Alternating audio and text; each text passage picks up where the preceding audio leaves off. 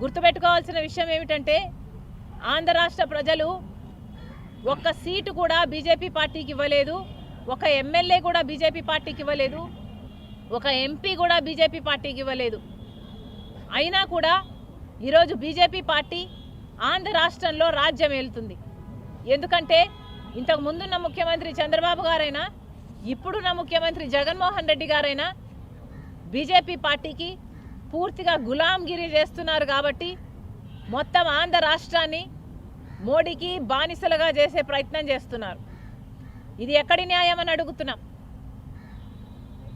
చంద్రబాబు గారు స్పీకర్లో పెట్టారు. చంద్రబాబు గారు స్వయంగా చెప్పిన మాట, how do I play this? చూసినప్పుడు మనం స్పెషల్ స్టేటస్ ఇవ్వాలి. 5 సంవత్సరాలు ఇచ్చారు. నేను నరేంద్ర మోడీ గారు కోరుతున్నా 15 సంవత్సరాలు ఇవ్వండి. 5 సంవత్సరాల్లో ఇండస్ట్రీ అవ్వాలంటే 2-3 ఏళ్ళు అవుతుంది. అది ప్రారంభమయ్యే లోపల ఆ స్టేటస్ పోతే మళ్లీ అభివృద్ధి ఆగిపోతుంది.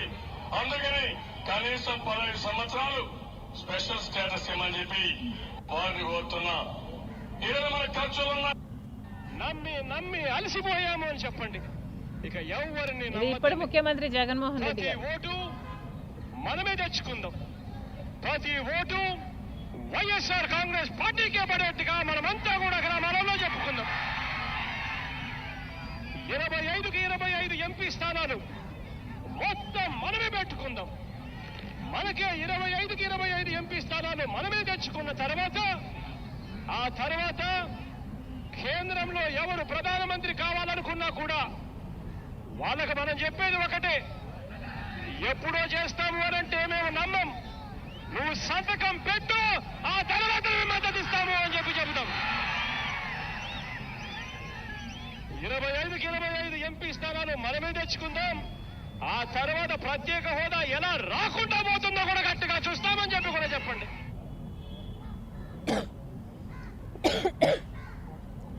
ముందు 5 సంవత్సరాలు ఉన్న ముఖ్యమంత్రి చంద్రబాబు గారైనా ఇప్పుడు 5 సంవత్సరాలు ముఖ్యమంత్రిగా ఉన్న జగనన్న గారైనా ఆంధ్ర రాష్ట్ర ప్రజలకు మీరిచ్చిన మాట ఇలా తప్పితే మీరు ద్రోహం చేసిన వారు అవునా కాదా ఆంధ్ర రాష్ట్ర ప్రజలకు మీరు సమాధానం చెప్పాల్సిన అవసరం ఉంది.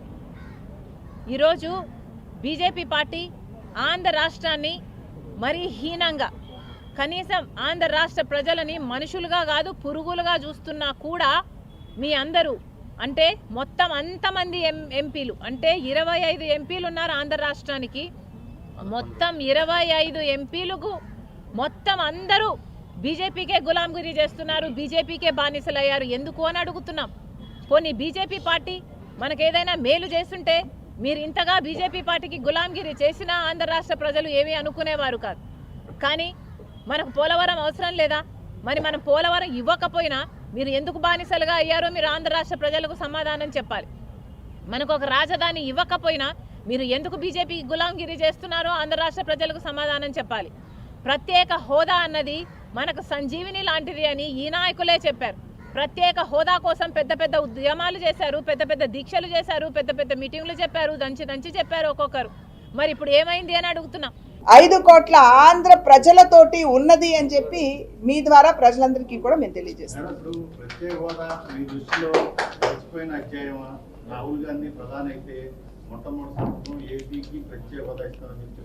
మరి అప్పుడు మన్మోహన్ సింగ్ గారు ఉన్నప్పుడు బిల్లు ఎందుకు పెట్టలేదండి?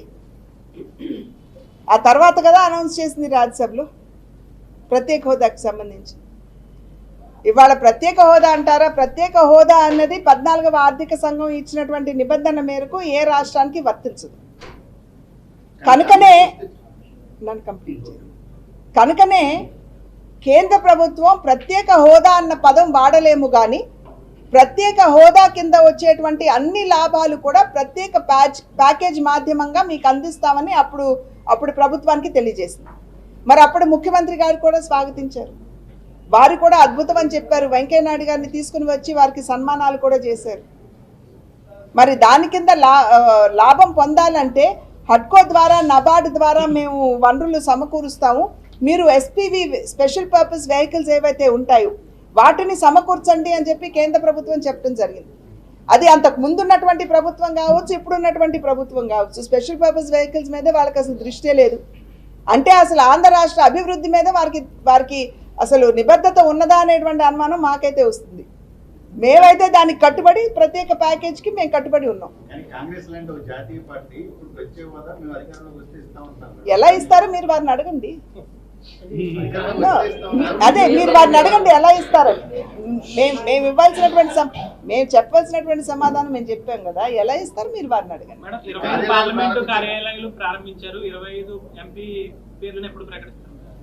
అది మాకు పద్ధతి ఉంటుందండి. పార్లమెంటరీ బోర్డు అనేది మాకు ఉంటుంది. సాధారణంగా అక్కడికి పేర్లు పంపించిన తర్వాత ఆ బోర్డులో దాని మీద డిస్కషన్ జరుగుతుంది. వారు నిర్ణయిస్తారు ఎవరు అభ్యర్థి అయితే బాగుంటుందని. నిర్ణయించిన తర్వాత ఖచ్చితంగా మీకు తెలియజేయకుండా అయితే ఉండం కదా. జనసేనతో పొత్తు ఉందంటున్నారు మీరు, కాకపోతే మీ ఈ కార్యక్రమంలో ఎక్కడ జనసేన జెండా లేదు, జనసేన ఇది మా కార్యాలయాల ప్రారంభం అండి. అంటే ఉంటారు కదా మేడం, వాళ్ళు కూడా పొత్తు ధర్మం పాటించాలి. మేము పంచాయతీలకి సంబంధించినటువంటి ఆందోళన చేశాము. చక్కగా జన సైనికులు వచ్చి పాల్గొన్నారు. అదేవిధంగా మేము ఏ కార్యక్రమం చేసినా వాళ్ళు వచ్చి పాల్గొంటారు. నేను అధ్యక్షురాలుగా నేను ఏ జిల్లాకి నేను పర్యటనకు వెళ్ళినా జన సైనికులు వచ్చి మమ్మల్ని కలుస్తున్నారు.